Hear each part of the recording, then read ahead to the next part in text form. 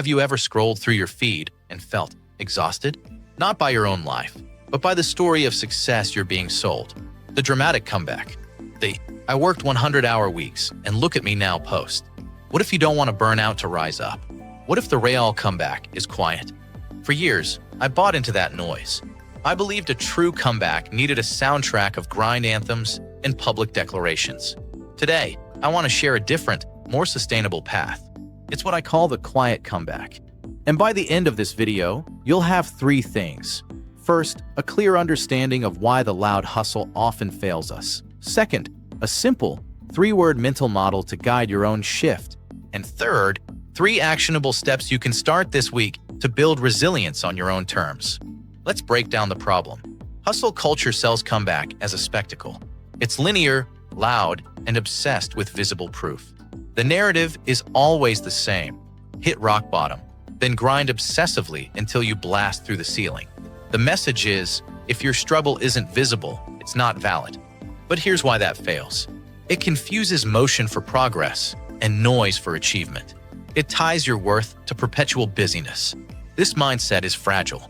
When the applause fades or a setback hits, because they always do, your entire identity can crumble. The comeback becomes a performance, not a transformation. I learned this the hard way. A few years back, after a professional disappointment, I launched my grand comeback. I posted my goals online, said yes to everything, and filled every hour. For 6 months, I looked the part. Then I got sick. Just a cold, but my body shut down for 2 weeks.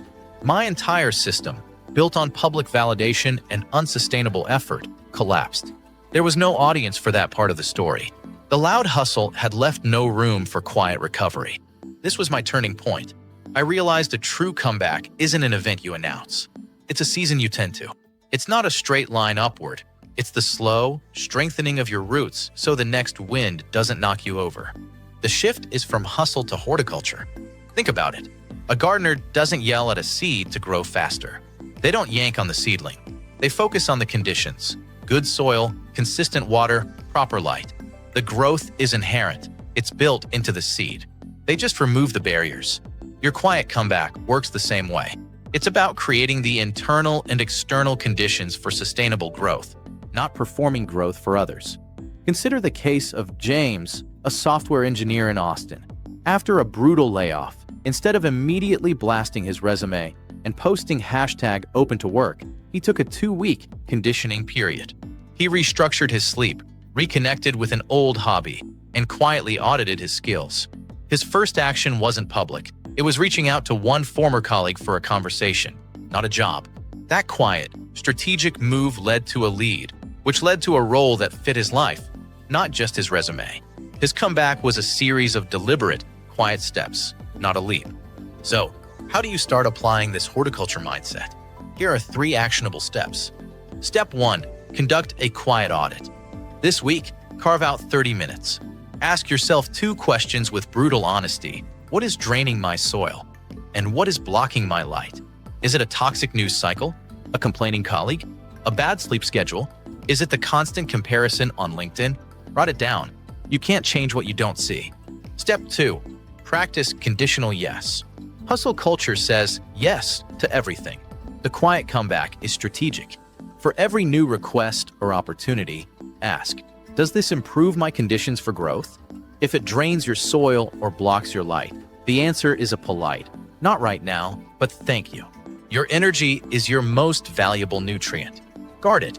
Step 3. Redefine your proof of work. Shift your metric from visibility to vitality. Instead of asking, what did I check off? Ask, how do I feel? And what did I learn? Did you protect your sleep? Did you have a genuinely insightful conversation?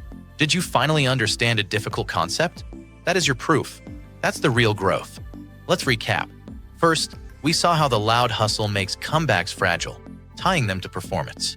Second, we introduced the shift to a quiet comeback mindset from hustle to horticulture, focusing on conditions, not spectacle. And third, we covered practical steps, the quiet audit, conditional yes, and redefining your proof of work. Here's a question I want you to sit with this week.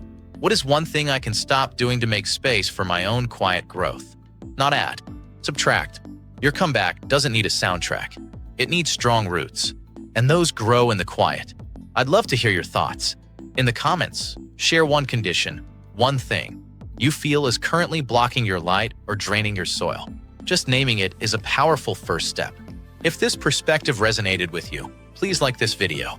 It helps others find this calmer conversation. And subscribe if you'd like more content on building sustainable success without the burnout. In the next video, we're going deeper on one specific barrier, the comparison trap. I'll be sharing a simple 5-minute journaling method that completely reframed how I see other people's highlight reels. I think you're going to find it really useful. Thanks for watching. Go gently.